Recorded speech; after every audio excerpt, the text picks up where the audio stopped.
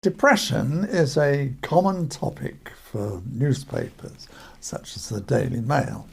Okay, a lot of people have it, but what are the signs and what can be done about it? Signs and symptoms of depression.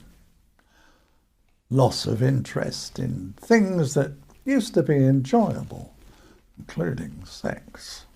Sadness, fatigue, weight loss, loss of appetite or increased appetite, feelings of hopelessness, pessimism and helplessness, self-doubt, disturbed sleep, headaches, digestive disorders and chronic pain, thoughts of death or suicide.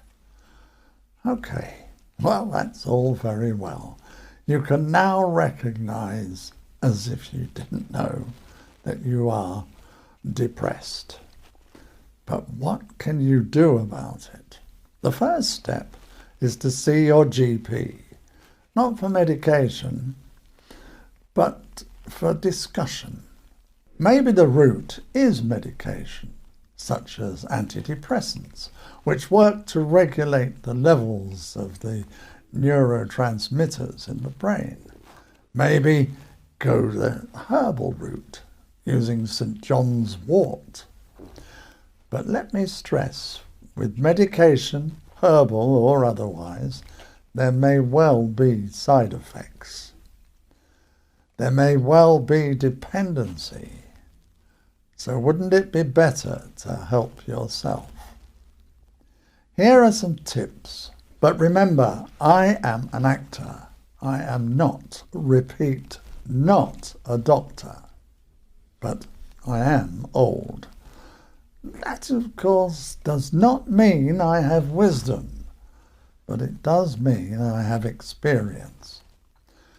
I have experienced depression, family bereavement, and I have considered a variety of options, not all of which I wish to talk about. So, back to the topic. What can you do? Well, you could try reading about it in this book. Certainly seem to get good reviews.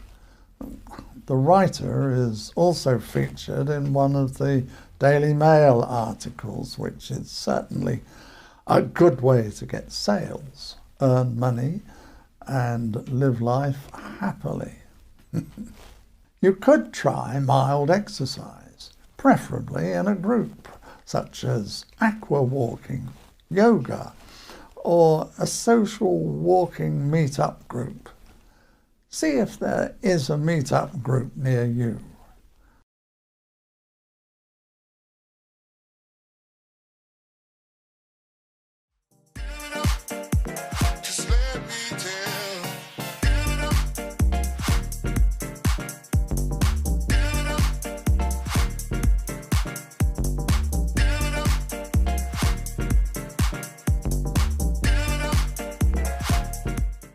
Break up the big chores into smaller, manageable chunks.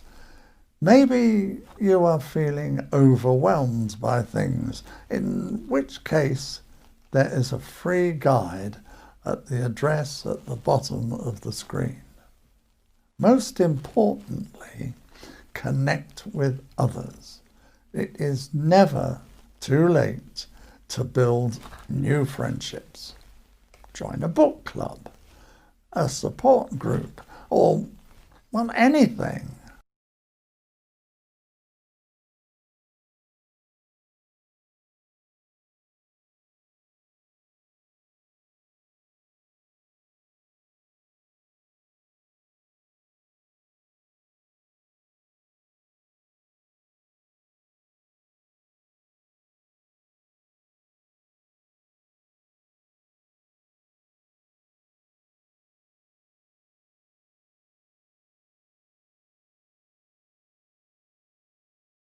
So if you have loved ones who are living alone, checking on them, calling them, asking directly about their mood or about depression would be very helpful ways that we could assist individuals at a difficult time in their lives.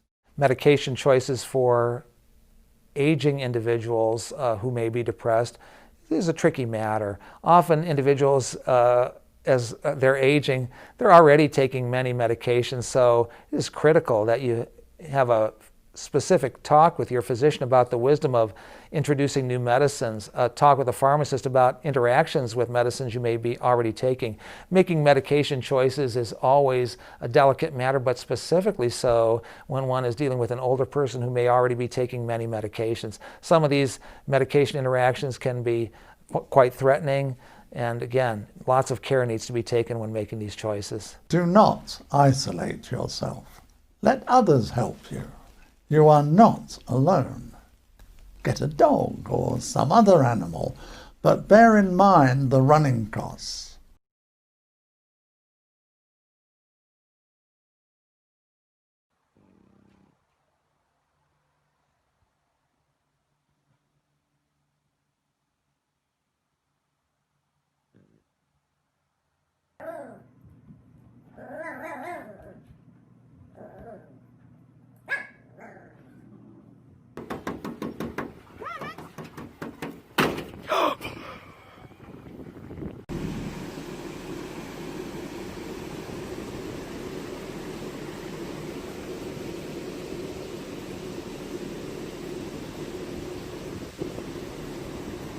Something else you could consider, and I suppose I would say this, is to join your local amateur dramatics group.